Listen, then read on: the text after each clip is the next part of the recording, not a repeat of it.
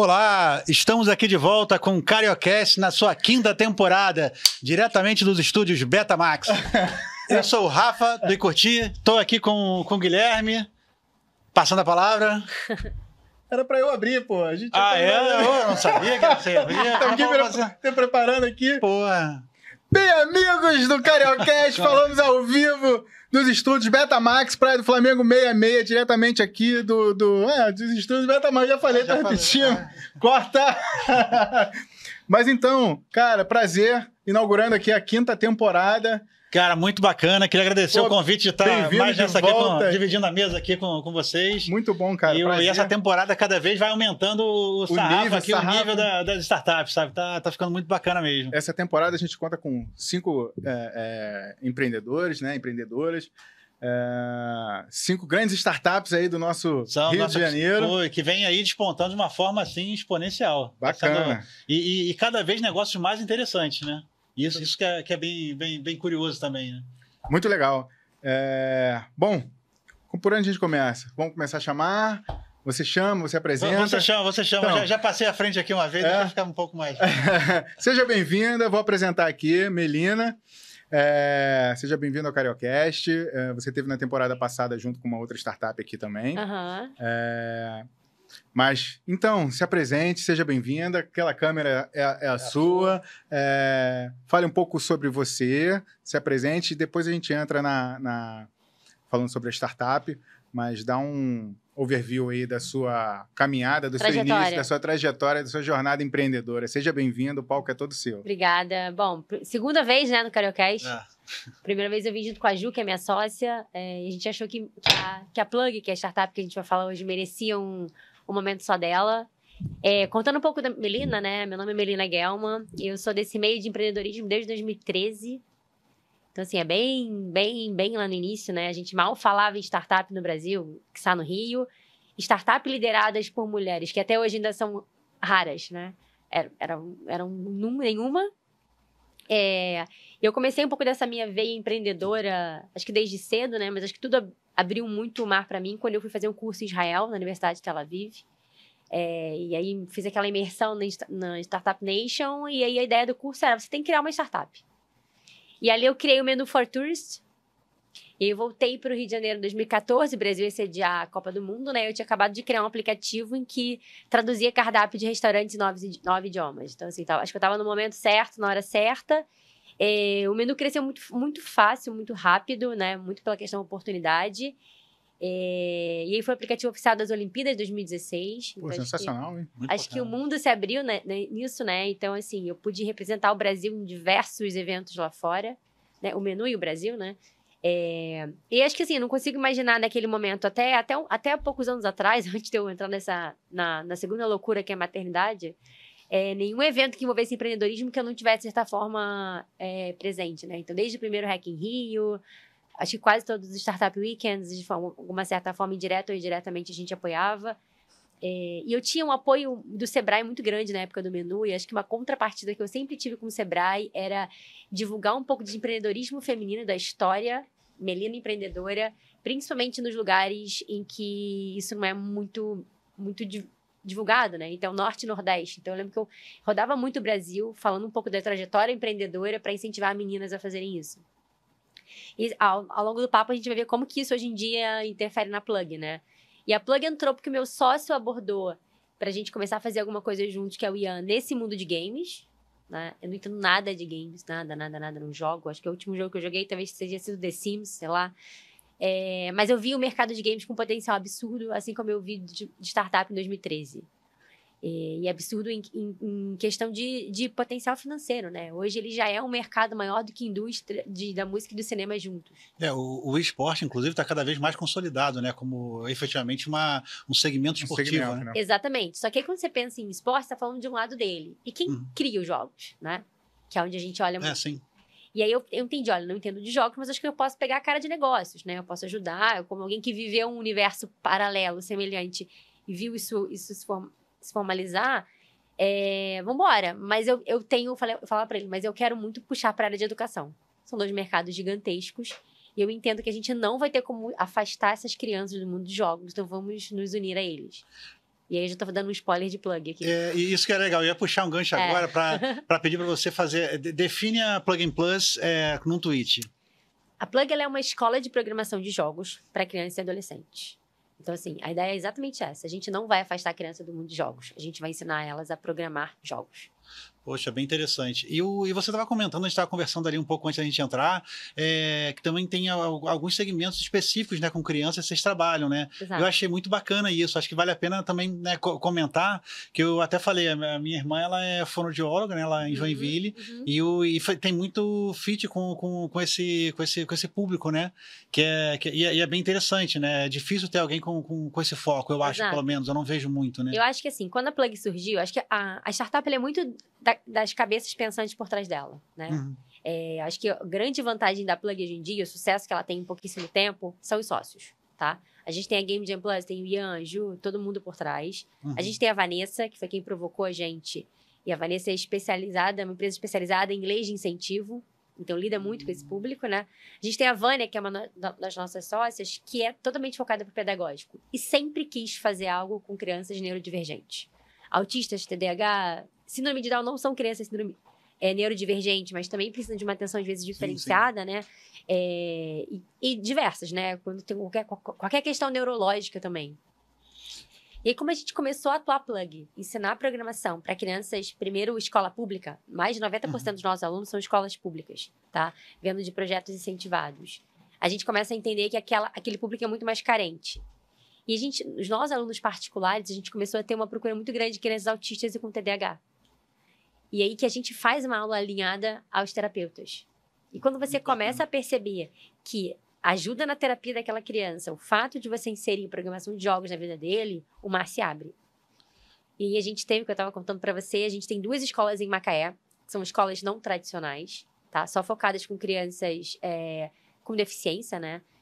Mas muito com essa questão neurodivergente ou uma questão de atraso motor ou cerebral, e que só a gente consegue dar aula. E a gente ensina a programação para essas crianças.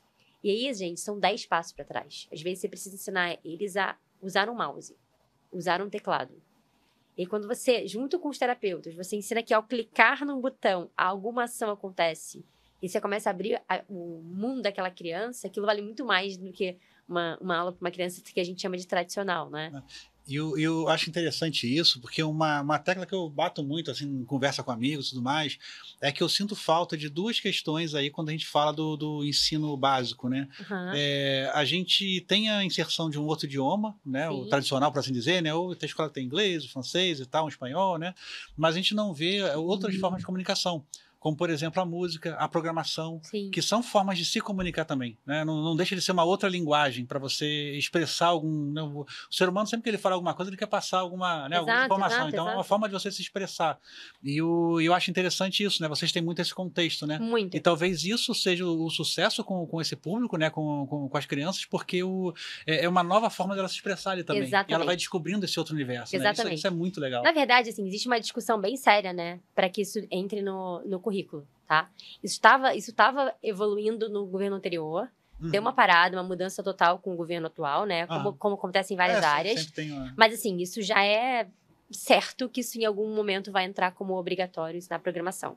E aí, o curioso disso, que quando você abre para programação, você pensa que você muda até o padrão, né? Dos alunos. Porque, mas geralmente... Desculpa interromper, mas você acha que vai ter espaço... tem espaço, mas você acha que vai ter espaço para a educação infantil ou só técnico, como eu vejo começar a acontecer já em institutos federais? Não, a ideia deles é também atrair a educação infantil, só que a gente abre outros problemas, né? Você precisa ter lugares especializados para que as crianças aprendam, ou seja, computadores, materiais, internet em alta potência. Então, quando você bota uma coisa obrigatória a nível Brasil, de ponta a ponta, todo mundo tem que estar conseguindo. Aí você abre outras feridas, né? Então, não é só uma lei que é obrigado. Eles vão dar um prazo para que os estados e os municípios comecem a se adaptar, claro. Se pensar que no Rio de Janeiro tem os JETs, né? Que são as escolas municipais super técnicas, super voltado para esse tipo, né? Que eles entendem que eles têm que fazer o pensar fora da caixa. O mais legal da Plug, na verdade, quando a gente criou a metodologia, é o seguinte, ó. Para uma criança aprender a programar jogos, tá? Primeira coisa que ela tem que ter é raciocínio lógico para programar. Então, quando você ensina uma criança a ter raciocínio lógico, aquilo ali é pra vida. Outra, ela precisa aprender e desenvolver storytelling e comunicação. Porque para ela fazer uma narrativa de um jogo, aquilo ali tem que fazer um sentido. Então, você faz a criança começar a pensar numa narrativa. Ela começa a ter uma cabeça de solucionar problemas. E todo jogo precisa que um problema seja, de certa forma, solucionado. Então, o que você desenvolve nas habilidades das crianças é muito além de ensinar código. Por isso que é tão eficaz com as crianças neurodivergentes. Por isso que ele casa muito bem com os terapeutas. Quando o assunto é bacana, a gente fica até sem palavras, né? Não tem nem o que perguntar. É isso. É muito legal isso, é bem interessante. Mas agora, assim, um ponto que eu estava tentando elocubrar aqui é com relação à dinâmica desse mercado. Né? Porque quando a gente fala de games, eles estão mais acessíveis. Né? Hoje tem várias plataformas que você adquire, então pequenos produtores conseguem, no final, o seu produto sair. Mas nesse ponto da criação do game, e principalmente com essa pegada, com esse ponto de vista, com essa abordagem mais pedagógica que vocês têm. Sim. Como é que é esse mercado? Como é que vocês veem ele de tamanho? Brasil, mundo? Você vê mudar muito se você depois for partir para outras regiões? Não. Como é a gente fez ano passado, no início do ano, um workshop no Congo. Olha! E o Congo também, a gente tem que dar 2 passos atrás, porque a gente tinha crianças que nunca tinha visto um computador. Então, ele acabou demorando mais, porque eu tinha que inserir a criança naquele ecossistema. Contexto e no final, elas criaram jogos iguais. Demorou um pouco mais, porque tinha toda a questão... Óbvio, né? Uma criança que estava conversando agora com o Wellington, né? A filha dele é super adaptada à tecnologia. Ela vai pegar com muito mais facilidade do que uma criança que não tem acesso a um computador. Mas aí não é questão E óbvio, né? O meio que ela convive faz com que, em qualquer área, alguns peguem com mais facilidade do que o outro. O que é tão genial? Por que a gente, hoje em dia, aquilo ali é tão bem visto nas escolas públicas? Porque quando a gente treina a criança a criar um jogo, está ensinando a programação de uma forma lúdica que ele vai aceitar muito mais, porque ele gosta de jogo, né? Independente.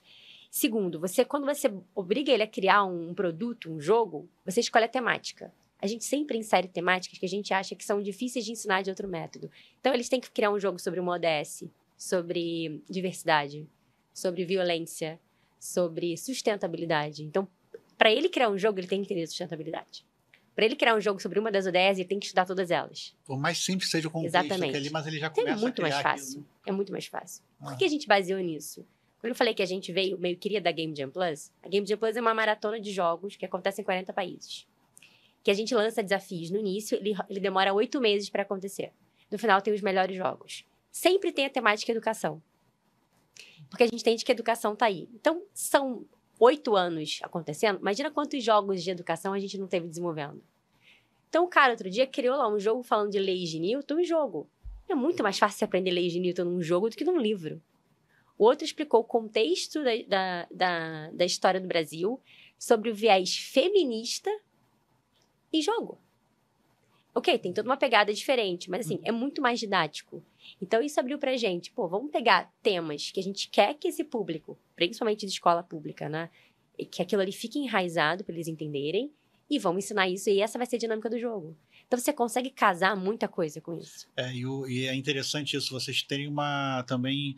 porque é interessante, a escala de valor de vocês tem um espectro gigantesco. Né? Então, a gente fala, Plug and Plus voltada para ensinar codificação para criança. É muito mais do que isso. Né? É muito mais. E esse ponto que você colocou agora também, de você trazer digamos assim, o fenômeno do lúdico para uma coisa também acadêmica, com resultado prático, é muito interessante. Exatamente. Né? Esse é um tema que eu me interesso bastante, porque eu vejo o quanto realmente, quando você entende o que é valor para aquela pessoa, ela começa a se interessar muito mais pelo que você está dizendo. Né? E isso é em qualquer coisa, não é só na empresa, é numa conversa, no shopping, quando você encontra com alguém, ou quando você vai pedir uma informação, né? Você consegue uma melhor qualidade, maior engajamento, conforme você torna a tua abordagem mais lúdica, né? Exatamente. E você consegue trazer isso de uma forma, digamos assim, acadêmica, né? Uma forma cadenciada, né? Mas quer ver uma das coisas mais incríveis, que nem tem tanto a ver com plug, mas que pega muito Melina, assim? Acho que eu me lembro na época de colégio que brincava que eu era defensora de fracos e oprimidos, tá? Se você para pensar hoje em dia, os times que eles montam de plug para desenvolver, é sempre o garoto que sofria bullying com o garoto que faz bullying. Nessas horas, às vezes, a maioria dos personagens que antigamente seriam recusados na sala, é o momento que eles têm os destaques. É genial isso. Uma coisa que a gente não para pensar, mas você não acha um time tão diferente para qualquer outra coisa? Educação física nunca seria aquele time para qualquer outro. Porque acho que é por característica, né? Não quer dizer todos, né? Mas você começa a dar voz para aqueles que, para outras coisas, eles não teriam vozes, né? Que geralmente é o mais excluído, é o nerd, é o, sabe? Sim, o... E que nessa hora ele se destaca. Grande, óbvio, sem generalizar, né? Então você tem essa questão social muito forte também. Sim. Não, bacana. Entendeu? Aí, no meio disso tudo, como é que funciona em relação a Plug Plus na questão de monetização? Vocês são uma plataforma, né, enfim, vocês funcionam só B2B ou B2C ou Gov? Como é que funciona nessa parte, na parte de monetização? Né? B2C, facílimo, né? Qualquer um entra, escolhe lá qual curso quer fazer, e aí tem que ver a turma que tá para abrir, faz um nivelamento e faz as aulas online. Então, a gente tem alunos... Qual é a partir de 8 anos, de 8 a 17. Tá. Então, a gente tem alunos no Brasil inteiro. A gente tem em 6 estados aulas presenciais, tá? Grande maioria de escolas públicas. Mas são sempre juntos com leis de incentivo. Ou alguns a gente faz diretamente com a Secretaria de Educação, tá? A gente entra como se fosse um extracurricular, mas em grande parte com leis de incentivo. Então, a gente pega empresas que tiram uma parte do imposto, pegam aquilo e falam, eu quero capacitar, geralmente escolas próximas aonde está a empresa, e eu vou capacitar, sei lá, o 6º e o 7º ano. E aí, são temáticas sempre mais complexas, a gente fala, né? A gente não é só um jogo. Até porque, no final, eles têm que defender o jogo, eles têm que justificar. A gente faz um programa, tipo um hackathon no final. Hackathon, né? Exatamente. Pros patrocinadores, pros parceiros, né? Então, tem esse perfil que eu posso dizer que é um B2B, mas que no final o Gov entra, tem um B2G e tem o nosso B2C, claro, tradicional, né? Uma coisa independe e ao mesmo tempo tá ligado. No B2C, ele é aberto, você não precisa juntar turma, ele pode ser individual e é mensal, é anual? É mensal, um valor mensal. Não tem particular, é turma, tá? Então, é uma média de 5 alunos. A gente, no mínimo, é 4 até 7. E presencial ou... Não, online. Online. Assim, o particular, tá, beleza. A gente tem 1 ou 2 casos em que a gente entendeu que a turma não fechou e aí paga um pouco mais. A gente não gosta, tá? A gente acha que, principalmente se tratando de criança com essa faixa etária, é necessário a turma. Que essas crianças estão cada vez mais isoladas do mundo, né? Ao mesmo tempo que elas estão mais conectadas, elas estão mais isoladas. Então, assim... Então, ainda funciona pode ser via celular ou obrigatoriamente precisa... Computador. Tem que ter computador. Tem, porque ele precisa, enquanto o professor está orientando, ele precisa fazer no jogo, né? Então, no celular, no tablet, é muito mais difícil. Não tem o teclado, não tem o mouse. Funciona, a plataforma roda, mas não é a didática que a gente quer, né? Aí, nesse ambiente, que ele comentou um pouco sobre essa dinâmica do ambiente, como que vocês estão em quantas cidades? Você falou que já foi para outro país, mas como é que vocês hoje estão operando, né? Número de clientes, ou então número de cidades que vocês já estão atuando, escolas, etc. A Plug, em agosto, fez 1 ano, então agora a gente está falando de quase 1 ano e meio de empresa. A gente tem quase 1.800 alunos impactados, um número bem relevante para isso. A gente está em 7 estados, como com aulas presenciais, e quase todos os estados, se contar com aulas online. A gente tem alunos em vários todos os estados, mas presenciais, a gente como professor fixo, são 7 estados. Esse ano a gente quer aumentar muito isso, né? E a gente teve essa ação no Congo, ano passado. Foi uma ação super especial com a gente, veio também da Game Jam Plus, veio de uma demanda de uma ONG alemã. E foi um resultado, vocês podem imaginar, né? Acho que ali a ideia não era criar o jogo. Ali era você inserir um pouco aquela criança de uma realidade muito diferente, abrir um pouco esse leque da vida, dar um pouco de prazer, talvez, né, para elas, né? Cara, acho que eu vou ter que dar uma paradinha aqui pro nosso jabá, né? Então, é interessante que a gente vai deixando passar, não esquece esse pedaço. Gustavão, joga na tela, olho na tela. Quem vem com a gente, Imprime Shop. Olha quem tá com a gente, cara. Imprime Shop. Super parceiro. Parceiro, manda a canequinha pra mim aí. Aqui, ó. Ó, tá dando a Imprime Shop, responsável que elas faz caneca, adesivo, cartão de visita, broche, camisa, enfim. Pra vocês conhecerem, a Imprime Shop é imprimir imprimir.shop, acesse lá no www.imprimir.shop, tá? Qualquer coisa também vocês podem procurar no contato lá o Caio Garcia. E é o seguinte, qual é a dinâmica? Todos os convidados, tá? Você vai ganhar, olha só, aqui, ó, logo, vai ganhar uma canequinha com a logo do teu negócio, né? Da tua startup, uma canequinha da Cariocas. Só que para isso você vai ter que entrar lá no Imprime Shop depois, a gente vai mandar para você um cupom, você acessa, coloca a tua logo, a Imprime Shop, o Caio Garcia vai mandar direto lá para tua casa, para o teu escritório. Que mais? Quem vem por aí também? A Bivairo, grande Marcelo Pereira, Bivairo tá nos apoiando, tá? Para quem quiser conhecer. Grande time, grandes pessoas. Bivairo.com.br é uma plataforma de Member Get Member, ou seja, você pode colocar no teu negócio, inclusive você pode utilizar também, ou seja, para indicação, né? O famoso boca a boca, a gente tem como parametrizar ali e aí você consegue gamificar essas indicações. Então a empresa pode simplesmente ir lá colocar para tantas indicações, coloca um prêmio, coloca um valor, enfim. E tem uma ação com a gente, né? Exatamente. Tanto a Imprime Shop quanto a Bivairo tem uma ação com a gente, que é o quê? A Imprime Shop vai dar um cartão para quem mais comentar aqui, para todo mundo que comentar no episódio, tá? A gente vai sortear no final do mês um cartão de visita ou uma caneca. Legal. Tá? Para quem mais comentar, não. A gente vai sortear para quem realizar comentário no episódio.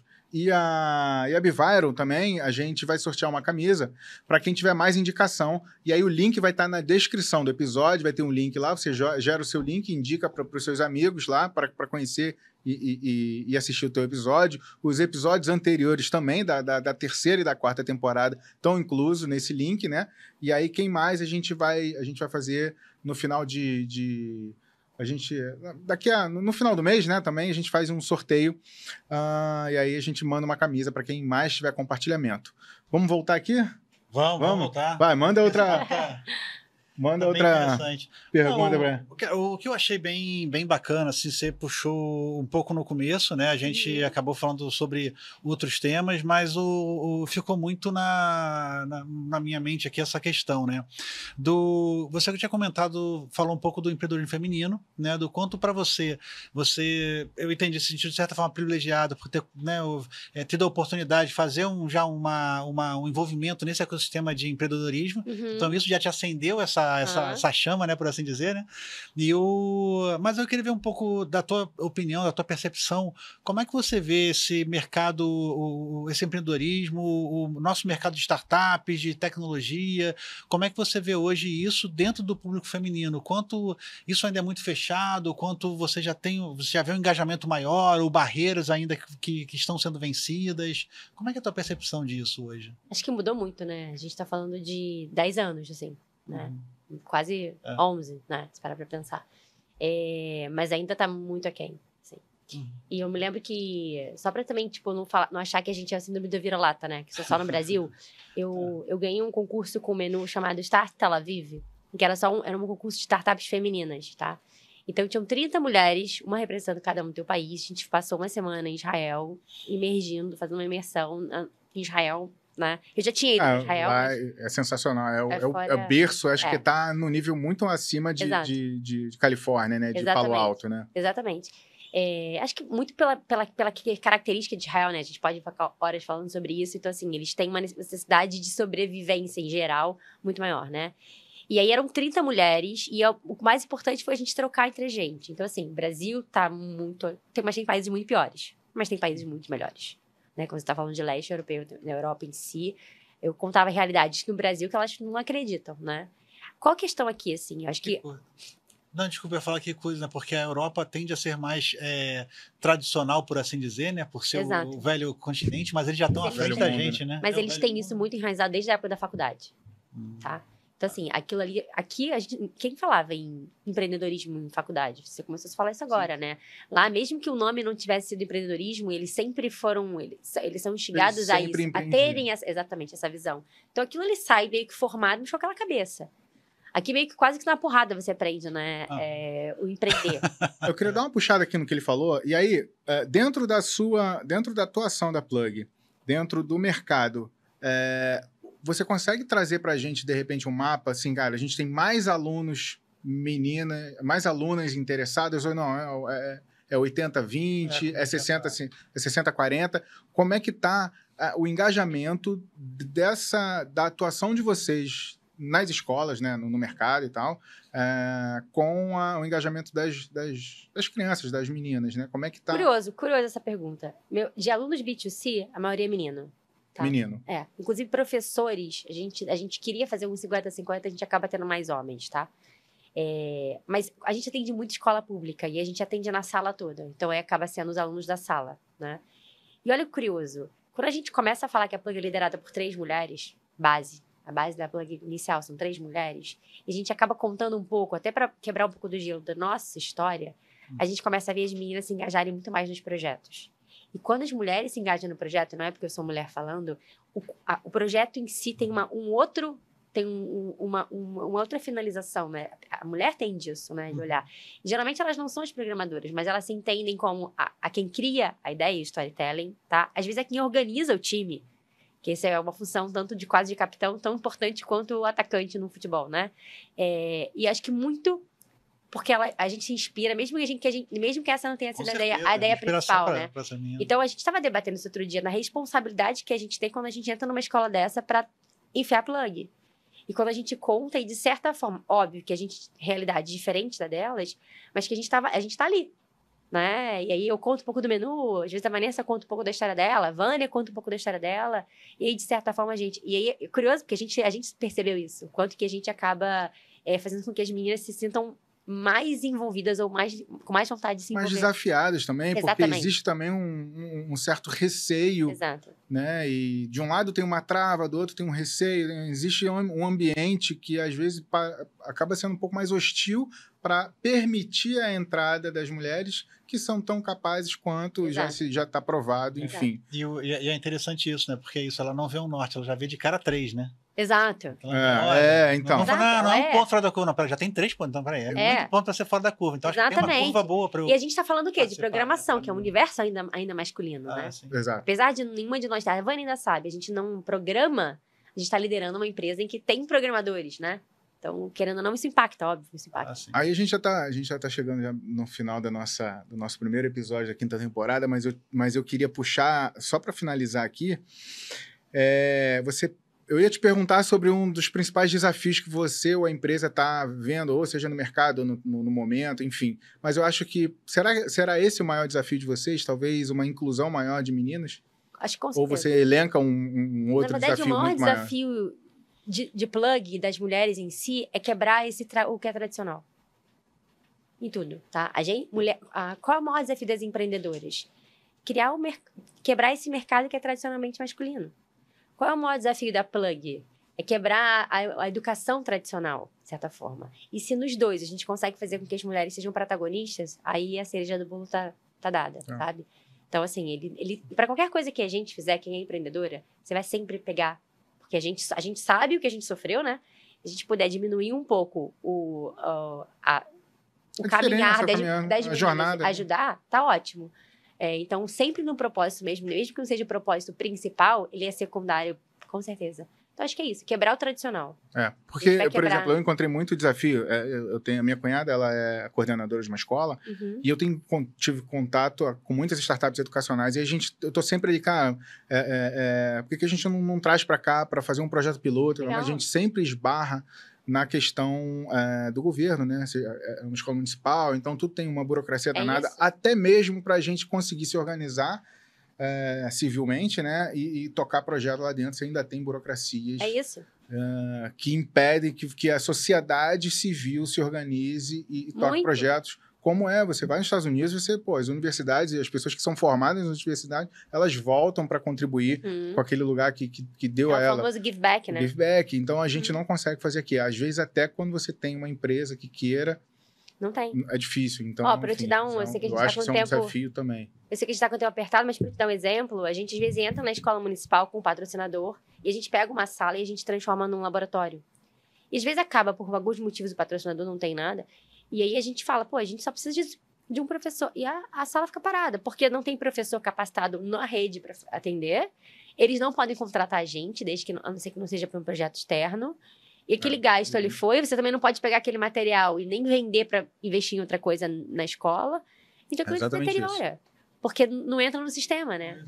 Mas depois vamos tocar isso aqui, que aí eu tenho um amigo que tem uma plataforma que a gente consegue fazer uma vaquinha, você nos ajuda, a gente, quem sabe a gente não faz mais um projeto, tenta organizar alguma coisa. Cara, é isso. Ô, Gustavão, manda pra gente aqui, eu queria agradecer as nossas comunidades envolvidas na produção, né, da nossa comunidade. Então, a Cariocas Startups, que eu represento, sou um dos líderes da comunidade. Ele aqui é um novo líder também da nossa comunidade Cariocas. Cadê? Jogou aí? Cadê aquela... Ah, tá aqui embaixo, tá na tela, né? Então, eu tô falando para qual? Para do meio ou de lá? Então, Cariocas Startups, acessa cariocastartup.com.br. Também a RJ Comunidade, que é o nosso fórum das comunidades do estado do Rio de Janeiro, e também a Araribóia Valley, que representa as startups lá de Niterói. Bom, eu queria agradecer muito a tua presença. Se você quer deixar alguma indicação... Abrimos com chave de ouro. Oi? Abrimos com chave de ouro. Cara, não, agradecer mesmo a presença. As últimas temporadas teve menos presença de mulheres, né? Que teve até na nossa organização, o pessoal falando e tal. Hoje nós temos maioria mulheres, né? Boa. São 3 startups aqui. A gente vai... Nossa temporada hoje com 5 startups, né? A gente vai ter só de startup feminina, são 3. Então a gente já começou abrindo abrindo com o pé direito, né? Bom, você quer deixar alguma dica de livro, alguma frase motivacional para nossa audiência? Acho que dica de livro eu falei com a Ju, né? Então não vai ficar redundante. E não são livros empreendedores. Então vamos ter que ver o episódio da Game Jam Plus, né? Na quarta temporada. Volta na quarta. Acho que a frase é essa, assim, a gente tem que fugir do tradicional, sabe? A gente tem que quebrar, a gente tem que se incomodar, pensar fora, o famoso clichê, pensar fora da caixa, ali que estão as oportunidades. Senão a gente vira rebanho, né? Exato. A manadazinha, né? É isso. Foi? Fechou? Obrigado mais uma vez, gente, cara. Obrigada. Você quer deixar alguma coisa? Quer falar alguma coisa para sua audiência? Queria só agradecer a audiência de todos, que continuem seguindo aqui o Cariocast, apoiando a comunidade da Carioca Startup, e agradecer também toda a oportunidade que eu tenho aqui de justamente isso, né? A questão da comunidade, o quanto a gente conhecer novas empresas, novas pessoas, e sempre muitos negócios muito bacanas, e que só tem a exponenciar fortalecer, né? Fortalecer uns aos outros aqui. Cara, Gustavão, joga na marca do ClickDart. Eu esqueci de mandar um agradecimento pro Richard.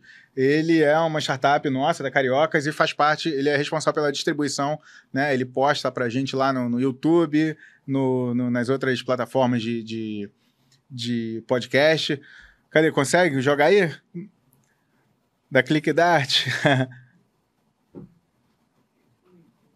Bom, fica a menção, então. Fica aí a menção, então. Foi. Valeu, obrigado. Até a próxima. Obrigada.